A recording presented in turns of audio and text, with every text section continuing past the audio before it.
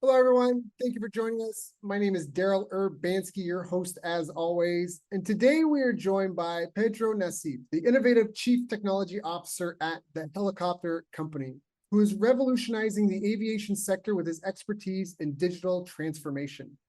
With an MBA and over 18 years of experience in tech leadership across diverse sectors, Pedro is a master in driving technological advancements and business growth. His journey includes transforming Agro Solutions as its CEO and CIO, where he achieved remarkable growth and operational efficiency. Pedro's skills in process improvement, agile methodologies, and cloud migration are just a few highlights of his extensive portfolio. I've asked him to join us here today to share his story and dive into the world of digital technology, sharing insights on everything from aviation tech to corporate travel and beyond, all while pushing the boundaries of what's possible in the digital realm. Pedro, thank you so much for joining us. How are you doing, my friend? Good morning, Daryl. Pleasure to be here. Everything's good.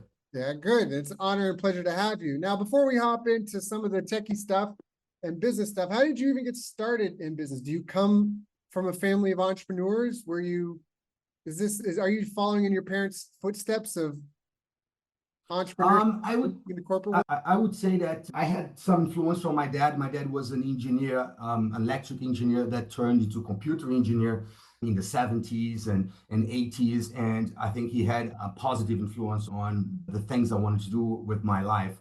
On the side, he always tried to run a business as well. So he had an import and export business in France. Didn't work out those. In the end, I think he was a better engineer than he was a businessman. We need to find our calling. So that had an influence on me. And I think in the end, that's why I follow the path I have.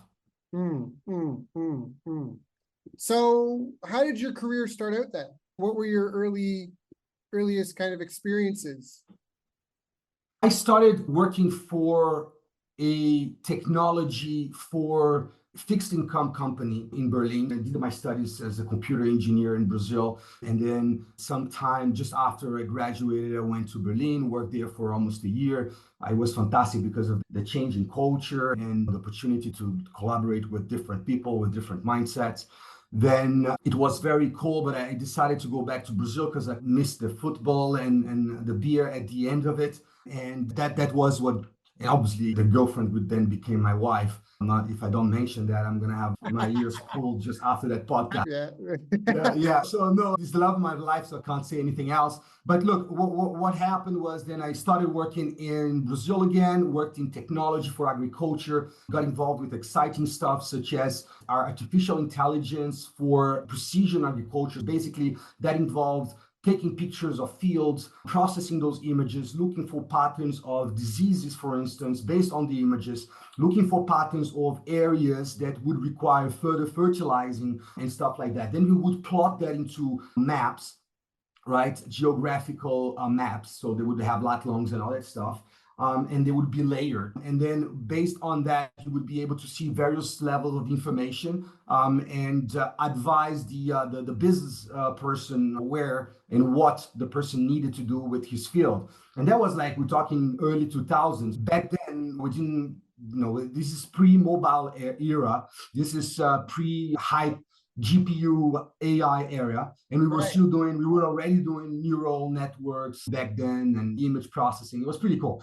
So I started working in that field, and I found it was fascinating, the whole aspect of it. But the business didn't do quite well because I think we were a bit ahead of our time. The field, the folks at the field that didn't have an infrastructure, for instance, for internet that was good enough for us to get the images and then be able to process it and give them the required feedback on time. So it created many logistical problems that we didn't anticipate before. So the venture didn't do quite well. So I went back to financial markets, worked a stint in Sao Paulo at the Treasury for Santander, then went to do an MBA in France, then started again working with technology for financial markets, so equity derivatives in London, buy side and sell side. So in other words, investment banks and hedge funds. And I would provide the technology that would allow them to do portfolio management, risk management, P&L management, you name it. So that went on, and it was pretty cool as well because the math behind it is cool. And it was quite exciting for a while, the challenges that came from data. But then I think I had maybe a crisis of faith after the 2008, 2009 financial crisis.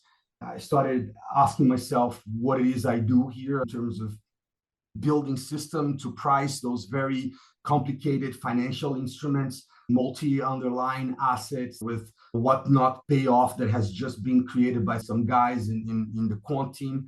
And how do you explain that to your kids at home? So look, maybe I'll go do something else. And then funny enough, I used to play football in London with a friend of mine. He was CEO at a fund, and he had a friend who needed somebody to look after his technology. And the person, however, was really working in business aviation. So it had absolutely nothing to do with what I was doing. But he felt he would be a good match from a personality point of view. That's when I got involved with VistaJet, and that was back in 2011, I think. And it was a small operation out of Salzburg in Austria. And then the whole thing grew to we were 19 aircraft when we started, and by the time I left, the company has grown significantly. It went from narrow body to wide body. It was a very interesting experience in terms of growth and also providing systems that would allow that growth to happen. That was very interesting. But again, after 7 years that were very interesting, very intense, I think I also had another crisis of faith, and I said, look, maybe it's time for me to do something else. Went back to Brazil. I wanted my kids to know their country. Two of my three kids were born in the UK. Right. But I wanted them to know more about their roots and their family in Brazil. So back 2019, I went back to Brazil. That was the tail end of it, maybe in November, December. Started working for Argo Solutions, it's an Amadeus company. Amadeus is a big travel technology conglomerate. And started as a chief information officer there, and was then promoted to CEO afterwards. But the funny thing is that at the end of 2019 came the pandemic, and I suddenly found myself locked in Brazil. It wasn't really the plan. The plan was to stay there a while. But then suddenly you're there, you're stuck. People said, look, it's just going to go only until, I don't know, April. And then the world's going to be back to normal. Again. And then there you go. So that's a long story short, but been around, and I jumped some steps. Like I lived in Malta for a while, as well as part of the VistaJet group, which was also interesting, creating a unit out of nothing. So we started operations there out of a clean piece of paper. So a lot of things that happened were driven off this need for adrenaline and growth. And I think that's why I have been around quite a bit. Right. That's an exciting story. I had some things you talked about there in your experience that I wanted to dive into. First was remote agile teams. Can you discuss that in terms of, I think some people listening, most people probably know agile, and correct me if I'm wrong, but that's a sprint methodology, right? That's doing fast iterations on product development, whether it's lead gen, whatever part of the business you want to work on. It's creating a definite, I think it's a 2-week block, fast iteration projects. Is this true? And you say you help run these with remote teams internationally. Is that correct? That's correct. That's actually quite exciting, because coordinating people of different locations geographically, different cultures, the culture ends up being is a reference system, right? So you value things differently, you perceive things differently depending on your culture. So that's quite a challenge. So the thing that united most of us doing the work was actually being in love with the tech and with engineering. So you have the culture of engineering permeating most of the things that you do. And that was a common denominator. But we had teams in the Middle East, teams in East Europe, teams in Brazil, and then obviously in Europe. So coordinating the effort with everybody, working on the same set of products. It's quite an achievement, I must say. Looking back, the tangible products, it's cool. You create products, it helps the business generate more revenue, it helps with the bottom line. When you look back at how you've done that, it's also quite an achievement. But back to your question on Agile. So Agile it's a set of methodologies that want to help people produce products in a faster and higher quality way. If you take historically the way things were produced, it would be people would have a requirements phase, so they would sit down with the customer, understand what it is the customer wants, and then only then they would finish what it's called like a specification. It would have all the details in it, and then they would go on and do the design of it, and then they would go on and do the implementation or coding of it, go on and do the testing of it, and then they would go to the deployments of it. And the whole cycle was so long that by the time you got to implementation, the requirement has changed already because the world has changed all the time. People change their mind, and then it would no longer be applicable. So I think the agile methodology, I mean, you've got Kanban, you've got Scrum, and there are many ways, extreme programming, there are a lot of things that you can do, but in essence, they all share the same principle that you want to iterate, you want to do smaller increments faster, you want to reduce the red tape, the documentation has to be kept to a minimum, you want to promote human interaction as opposed to documentation writing. So there is a manifest that describes the agile key ideas. It's quite interesting. I think if you read it, you'll see that it's fairly common sense, but it basically emphasizes human interaction over certain sort of very bureaucratic processes that previously permeated development. I wanted to ask, because there's a couple of things. First, the international component, different time zones, different cultures, as you mentioned, different markets. Then there's the remote team aspect of it. And since the pandemic, a lot of people have been trying to do work from home. My personal philosophy is you really need a hybrid model as best as you can. But I wanted to ask for yourself, either what were some of the biggest challenges, or what would you recommend to someone struggling, trying to do agile sprints with a remote international team? Can you speak to that? Yeah, I would say that the challenge is people. People are different. They want to be heard. They want to feel contributing to the objective. And how do you do that when you're not meeting the person? You can't have a coffee with the person. You can do virtual coffees, but let's be honest, it's not the same thing. So what I would recommend is promoting communication and people meetups. When I say meetups, is not necessarily the online version. It's really having, as long as it's possible financially, people to meet with each other and then be able to just debate things from time to time. The hybrid model, I believe it's the best. I would agree with you. I think the pandemic, also I'm biased because I used to work with travel technologies. By definition, I want people to meet themselves with their friends and everything. But I think that there is an element that was lost during the pandemic, which is to be around the whiteboards, debating and brainstorming ideas, and doing that yields so much value. And then we lost that component when we started doing only Zoom meetings and team meetings and all that stuff.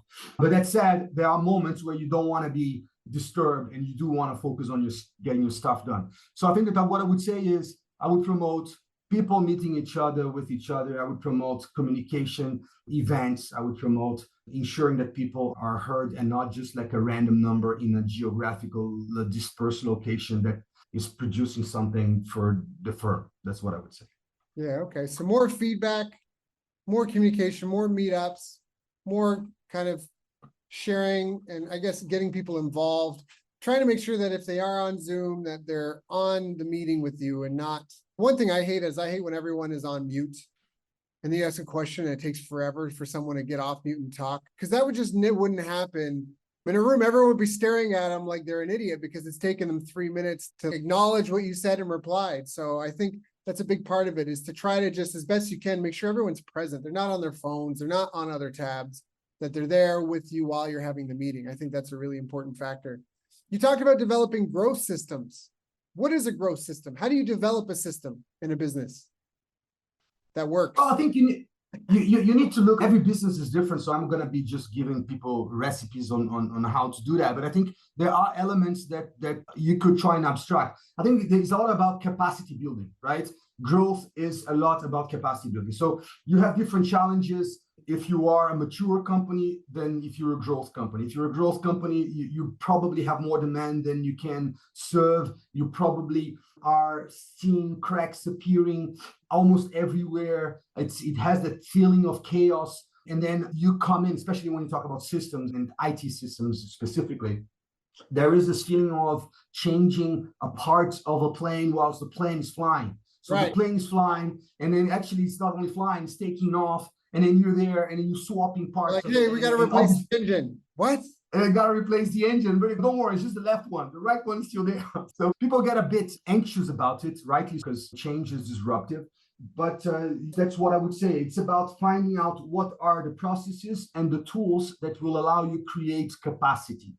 That's number one. And then second is understanding what's the shortcut in change management to help people embrace that change, because you won't do it on your own. It's not you with your squad that will go there and then, no, the guy in sales needs to be in, the guy in operations needs to buy the idea, and so on and so forth. So it's a collaboration, and you need to do a lot of convincing, because it's hard. The guy's already stressed because he has to cope with the high demand.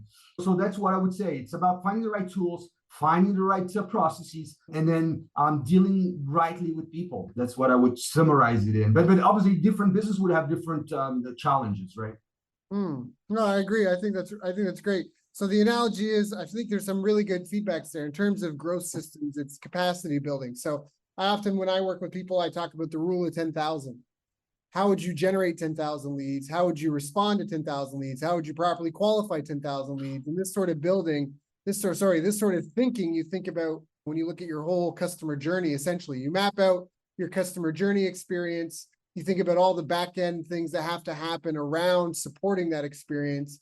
And you think about, what if we had 10,000 people coming through each part of this, and where are those bottlenecks, and how do we adjust and fix those? I love when you talk about capacity building, because in the theory of constraints, wherever your bottleneck is, more energy and effort anywhere else is as a diminished ROI on your time, energy, right? And in terms of fixing it. And I love that you mentioned, just you put on the table, you're like, this is going to feel chaotic, and it's going to feel like changing parts of the plane while it's in flight. And I think that's great, because I think a lot of people live in the future. I know I'm probably guilty of this myself. When we get to this destination, then we'll do that. And sometimes that's okay, but perhaps it's one of those things that has to be discussed and debated with the team, because some things, maybe it should be fixed now versus delay, when more layers of complexity have now been added on top of that. So I think those are really— Yeah, no, absolutely. And then there is an element there that's super important, and maybe is one of the greatest challenge that I feel executives face, is that trade-off between the today and the tomorrow, the short terms versus long-term commitments, because you have only so much resources to deploy, and then you have to make that call between spending on today, the short term, and the long term.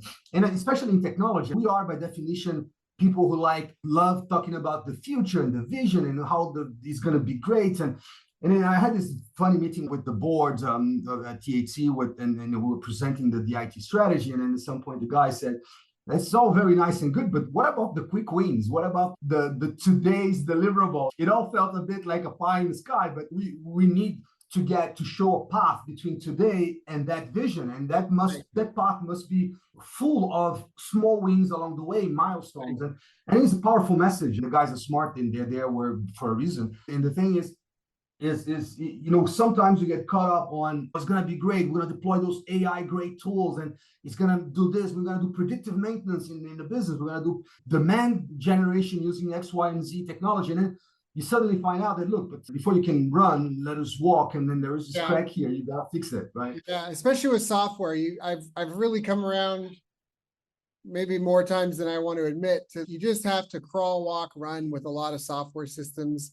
Running forward to automate things can be supportive, but you just have to be really careful and have degree of high touch and oversight of things. Because I've seen people get 1 million impressions and no sales. So like garbage in, garbage. If you automate a process that doesn't work, all you have is a high volume. It's like cold email is an easy example. If you have a cold email campaign that does not work and you add 100,000 people to it, you just have 100,000 people who hate you now. You really got to get, just because you automate it, this is going to be great, I'm going to automate everything in my calendar link. But just because you automated it there's no benefit to it. And so the fundamentals, it's that crawl, walk, run. And I love when you talk about what is the system, it's tools, processes, and team buy-in. And I think there has to be, maybe we should add tracking to that. I'm going to write that down in my notes. Tracking to make sure that because if you don't measure it, you can't manage it. And if you can't manage it, you can't fix or grow or improve it. So I think that's a really important one to include. So what is a system in your business? It's the tools, process, the team, and tracking required to accomplish something.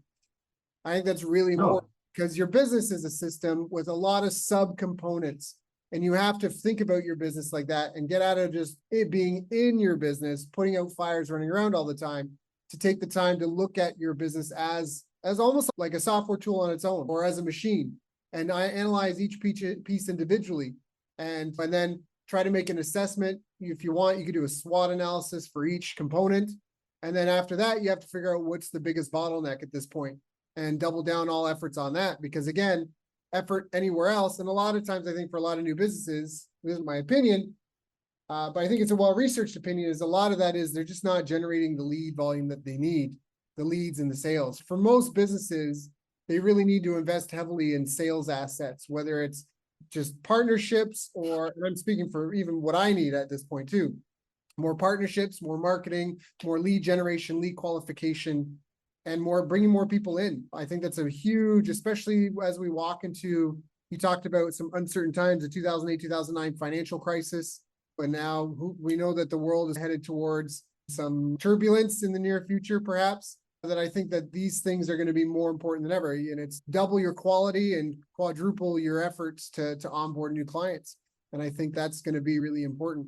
The people that cut back, that get timid, that do less, that stay still, stay static, I think they're just going to get washed out with the changing. I definitely agree. I think that if you think about it, you need to at least learn and change at the same pace as your environment change, and look out there. It's crazy how fast it's changing. So not changing, it just means that you will go, by definition, you will go behind. And not even not changing at a slow pace means that by definition you may be left behind. There's so much happening out there. One thing you mentioned that caught my attention, I think is pretty important, is that sometimes we have limited resources and we deploy it and we don't see the result we were expecting. You're investing in some top of the funnel sort of investment, and it doesn't pay off. You're not really converting it. And I think that there is a lot of that going around. And especially when you're talking about tools and technologies, sometimes we get a bad rep, and rightly, because a lot of investment doesn't yield result. Why? Because people do it for the hype of it, right? Oh, they're using Gen AI. Let us use Gen AI for everything. Guys, but the first question is, from a business point of view, what pain is this going to solve you? And then maybe you will have the pain, and maybe it's rightly applicable. And I do think it's transformational. I'm not saying otherwise. But I'm saying that sometimes we jump onto it just because it's cool. And I've done that. I'm an engineer, so I love that, doing that kind of thing as well. But the thing is, you soon realize that you're having the page view, the page impression, but you're not having the sale. And then you got to pay the bill. So I think that understanding your chain, your value chain, and where the bottlenecks are, like you say, it's really important, because you only have limited resources and you need to find out where you're going to deploy them. And then those, just identifying where the bottlenecks are and working on them, spending the energy and the money there, that's what's going to yield the greatest result. And sometimes we don't do that, then you get crap return on your technology investment, or any investment for that matter. Yeah, I agree. I really love this talk I heard from Greg Glassman, who is the founder of CrossFit. And he was talking about how ultimately markets are unknown and unknowable. I bring this up a lot because I think it's just so important, because we've seen this happen in newspapers. We've seen it happen in the music industry. We saw newspapers when the internet came out, the music industry, we're seeing with mainstream media right now. And so markets are ultimately unknown and unknowable. If I ask you how many people are shopping for a car today, you could find indicators, keyword searches, that, but ultimately it's unknown and unknowable because it fluctuates constantly. But everyone can acknowledge and recognize excellence. So if you really know what problem you're solving for the market, and you know that there's a need for that problem to be solved in the market, and your obsession is about being the most excellent solution for that problem, that can see you through a lot of ups and downs. Even if you look at Elon and what he's done with his companies, they just obsess about being the best and iterating fast. I've heard him talk about not needing marketing. Not everyone's Elon Musk, and he does a lot of marketing, even though he doesn't call it advertising. He does a lot of things to get organic, and not everyone can be Elon. So I think you still need to advertise and get out there and get your name out there 100%. But I think it's really a really good philosophy that you just need to obsess about being the most excellent and constantly beating that drum, because everybody can recognize it. And talk about your value chain and the bottlenecks, that really what matters is what people want. At the end of the day, our boss is our customer and we serve them. And so as long as we are deeply tied to them, connected to them, we know what they want, we know what options they have available, and we make sure the pioneers get the arrows, the settlers get the lands. You don't necessarily want to set up a food stand on a road that isn't built yet. You just want to be at a busy intersection and be the best out of all the options at that corner, I think is a good way to put it. And I think that's a really good message there. What are some of the specific skills or behaviors you believe are important for your staff to develop or improve moving into the unknown future? I would say that the ability to learn, we're talking about the world changing fast, technology in particular. I think staff, everybody, myself included, need to have a mindset of constantly learning. I know it sounds like a cliche, but you need to go back home every day, look yourself in the mirror after your shower and say, what have I learned new today?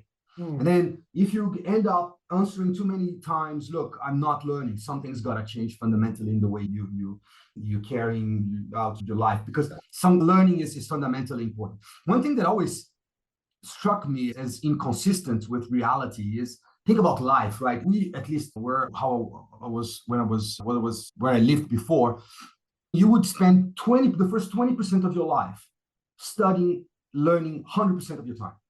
And then the 80% remaining, you would spend just exploiting that skill that you have acquired over time. Right. And then it assumes that the world is, you got prepared for a task, and then that's going to stay constant. And then you go on and do that. Silly question, but how many hours, how many weeks in a year does the average Joe spend learning? I would say not even, if you say 2 weeks, it's already what, 5% of your time? How is that possible with the rest of our lives? We don't even spend, because I would say most people would not spend 2 weeks learning, but 5% of their time learning. So to me, I think that the number one advice I would give to everybody is get learning. And today, look, I used to queue, my wife and I in Paris, I studied there. I used to queue at the library to spend my weekends reading. And I say queue because it was a huge queue on Sundays for us to get in, because so many people wanted to get in, and we would be there and we would get the books and we would read, and it would be a great atmosphere, have a little coffee, although they would want us to do it in the cafeteria, but that's something else. We'd like to be where the books were. And then, okay, it was kind of nice and a nice experience, but it was difficult. You had to go out on your Sunday, queue up, then go into the library and all that stuff. Today, you open your phone, you've got everything in your fingertips. You go into, I don't know, those MOOC courses, right? Massive online open courses. You get for $50 courses out of the best universities in the world. There is really low barrier to learning today. It just depends on us changing the mindset and getting away from this 20%, 100% of the time, 80%, 0% of the time learning, and go into a constant learning process. So that's number one. Sorry, I went on a tangent there. The number two, I would say, is resilience. I don't remember having achieved anything of meaning and of value in my life that came easy. You have to persist, and you've been knocked down, then you stand up, and then you go at it again, and then until it works. And technology projects, the meaningful ones, they are challenging, and it requires grit. So I think that's number two. Is sometimes I feel people, oh, that's hard, I'll just give up. No, there is an element of assessing whether you're on the right path, and you need to reassess. I'm not saying you have to just blindly go, but you need to also, when people need to understand that sometimes things are tough, and then you have to continue and you have to persist until the job is done. Execution eats strategy for lunch. That's the way it works. So I love that. Execution eats strategy for lunch. That's right. I like that. I like that a lot. I agree. We're talking about the library card. Jim Rohn is the godfather of the personal development movement. He used to have a talk where he'd say, how many Americans have a library card? 3%. This is pre-internet. He said 3% can access all the knowledge of the world, solve all your life problems, and only 3% of Americans have a library card. And he goes on this big rant of walk away from the 97%. Don't walk their walk. Don't talk their talk. Don't be like the 90%. Don't use their vernacular.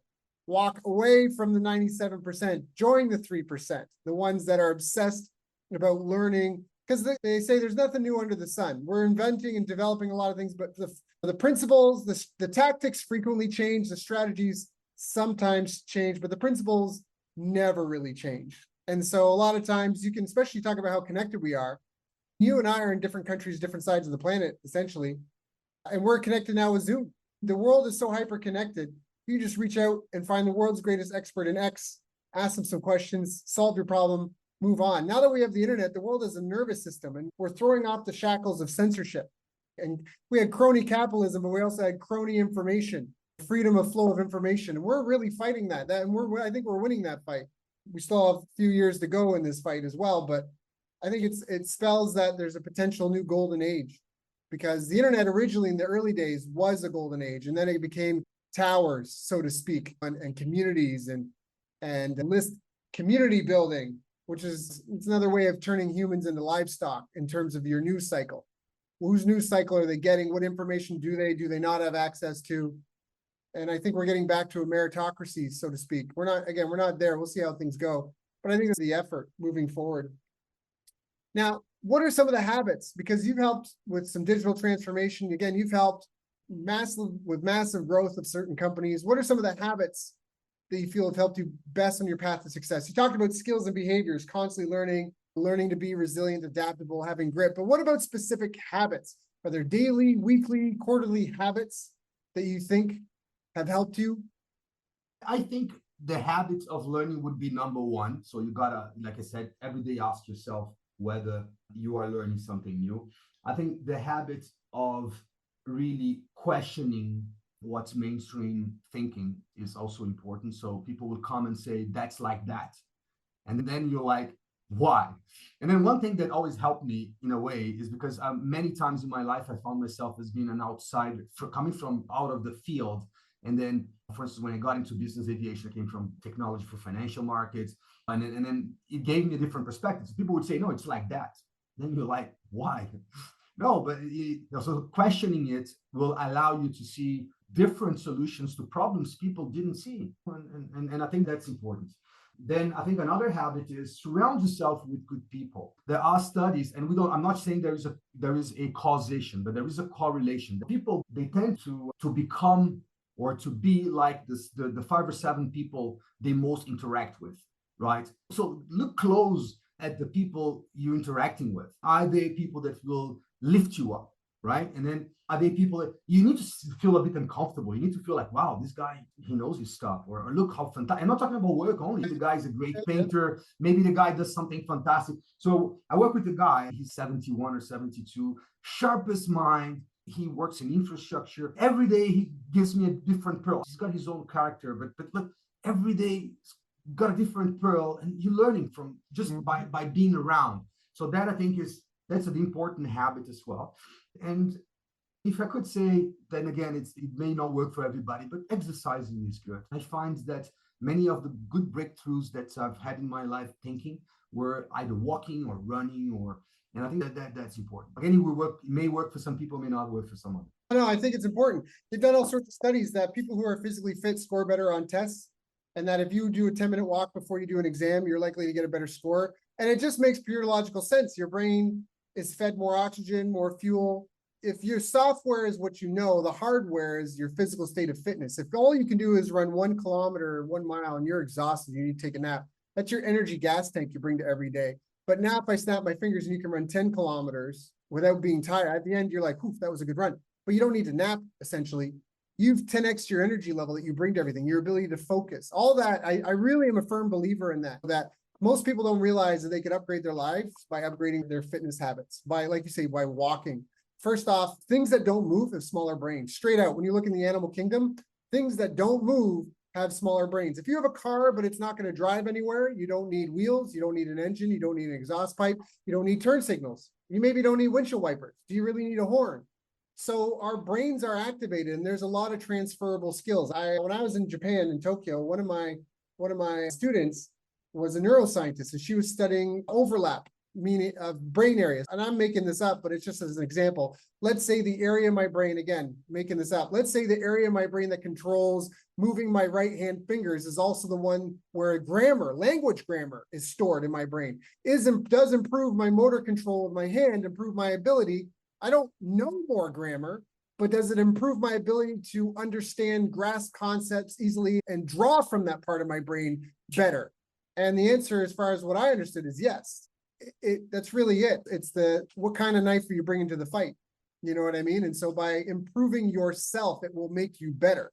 It will make everything better. It will make your retention of thoughts and ideas better. It will make your creativity better. It will make your emotional resilience better. Truck drivers, they legally in most countries have to get a certain amount of rest. They can't just drive 24 hours a day because there's studies that if they don't get enough rest, it's the equivalent to being intoxicated. So if you're on this hustle culture, sleeping 4 hours a night, it's stacking day of drunken decisions on top of day of drunken decisions. And if you have 365 days, you talk about compound effect, compound interest.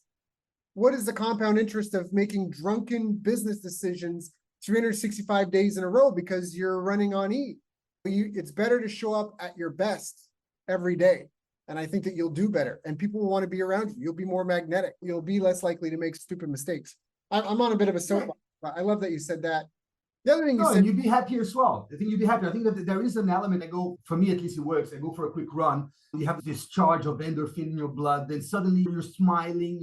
Because people like myself included, sometimes you get grumpy. Is the project that's late? Is you got that customer that just complain too much, and sometimes you're just grumpy. When you do that, you become a better person to be around, and I think that helps because people want to be around positive people, and then the exercising helps you to be more positive. That's what I 100%. You feel better. You feel better. It makes you better. If you could snap your fingers and increase your back squat, your deadlift, your 10-minute mile time, your range of motion. If I just snap my fingers and upgrade that, everything in your life would improve. Your relationships would improve. Your feelings about yourself would improve. Your mood would improve. The amount of energy and dedication, focus you can bring to your events would improve. I'm not a fitness trainer. I don't sell fitness programs. For me, it's just like the bedrock of life. When you look outside, a couple of things I grew up with. Once I remember sitting in Canada looking outside, seeing the squirrels, and it was a weekend. And I was like, oh, those squirrels don't get a weekend. And it dawned on me, that's like a social construct. Like the birds and the bees, they don't get to go, hey, cat, I'm on my Sunday. Can you come try to eat me tomorrow? Or hey, they don't have technology. They don't have fridges. They're not going to go, hey, I'm just not going to work today. Whatever. I don't want to eat. Yeah, I'm just going to skip today. Who needs to eat? Whatever, predators. I'm taking a mental health day. Like that just is nonsense. That's a social construct that's not a real thing in life. That's a luxury that we have. And it's okay to take. I'm not saying don't take it. I'm just saying acknowledge it for what it is. And then I really think that there's more money in sick people than healthy ones. So you have to be aware, not everything in the jungle kills you and eats you. Some things feed on you as long as they can. Look at cigarettes. Cigarettes are prevalent worldwide. What's the benefit? Is there any benefit? There's no benefit to cigarettes.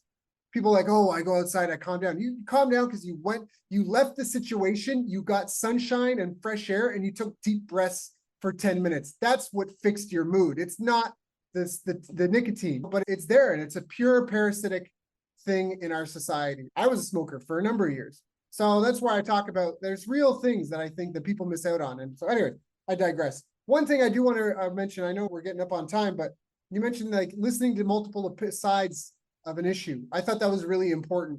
I think that anytime an important issue comes up, that I agree with you 100%. And some of the people I respect most, one of them said, I always look for the voice of contrarian reason. Whenever I am so sure in an opinion, I hear something else and I immediately disagree with it, I'll stop myself and I'll do research until I feel I discover the voice of contrarian reason. So maybe somebody disagrees with something, but you get to the root cause of why there's that disagreement.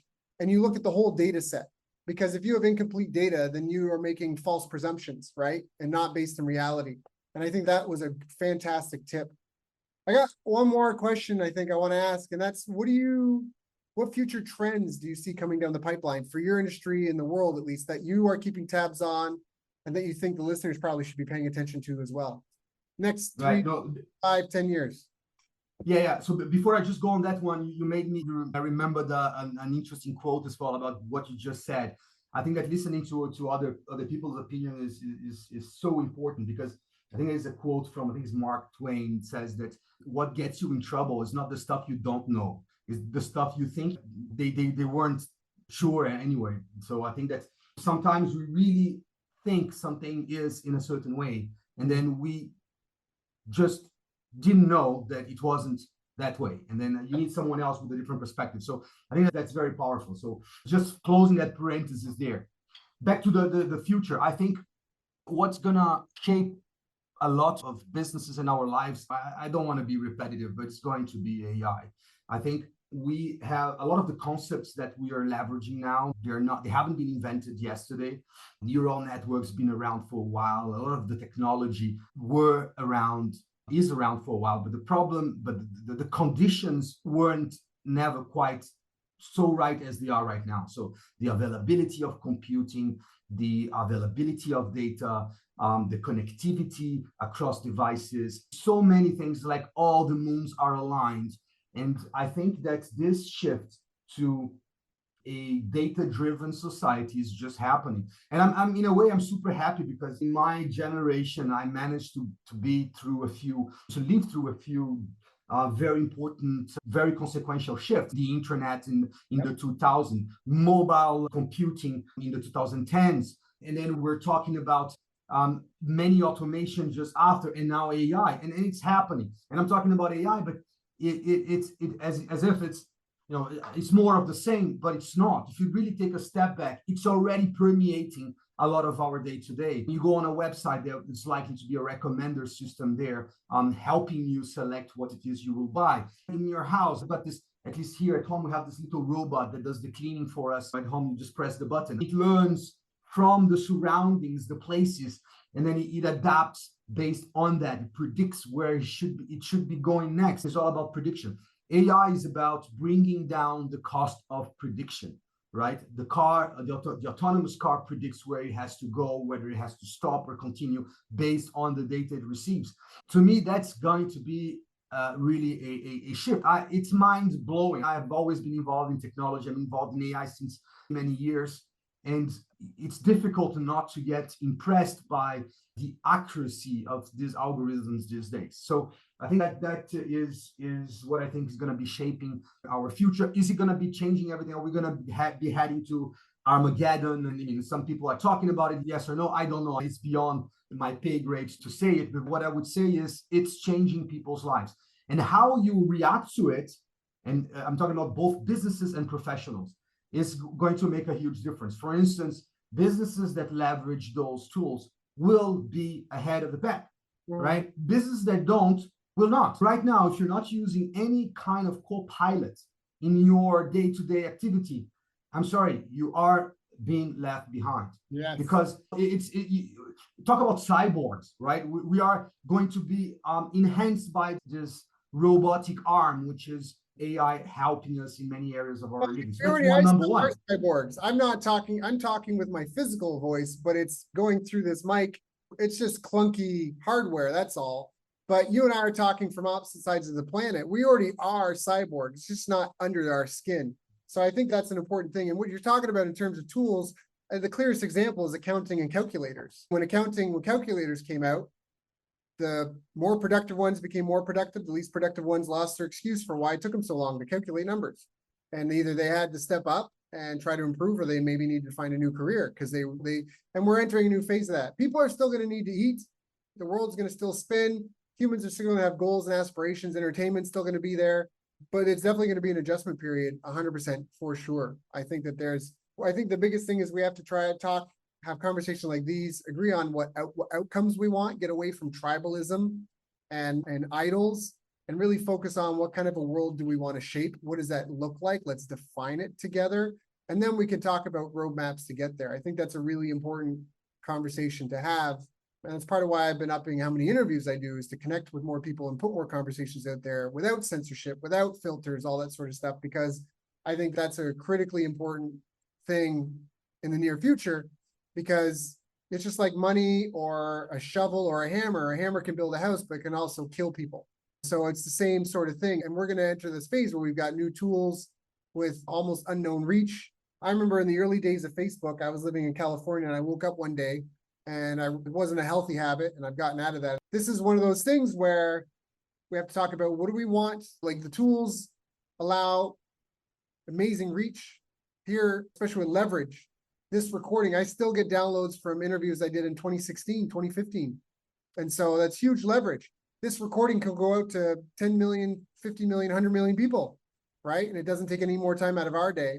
But then we have to talk about what are the padded corners, so to speak, that we want on these kinds of tools and filters and that. So we're not going to solve those in here.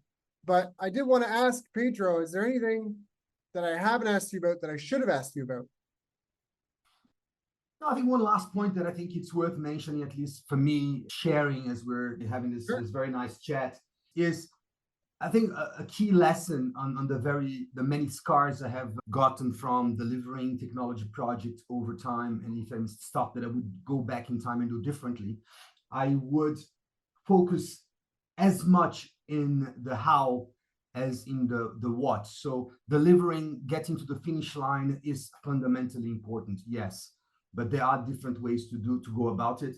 And then people need to remember that an organization is something that needs to go on beyond the life of certain projects. And I think sometimes we become very energetic about our projects, and people get tired after a while. So I think looking at this human element of looking after the teams and making sure that they are ready for the next challenge, even though you might go slightly slower on this one. But remember, this is a string of deliverables you want. It's not just the one project that gets delivered and then afterwards you can't run anymore. Because you're flat out. So I think that, to me, if I could share something, that stuff that I would do differently, one thing would be, yes, you need to be at the finish line. That's the deal. But you got to look into how you do that, and then make sure that people get to the finish line fit for the next run. Yeah, I love that. Well said, Pedro. If people want to follow up, if they have questions, if they want to learn more, what are some of the best ways for them to reach out and get in touch? You can always email me. It's pedro@outlook.com, pedro.nassif, Nasif @outlook.com. It will be a pleasure to respond to anybody.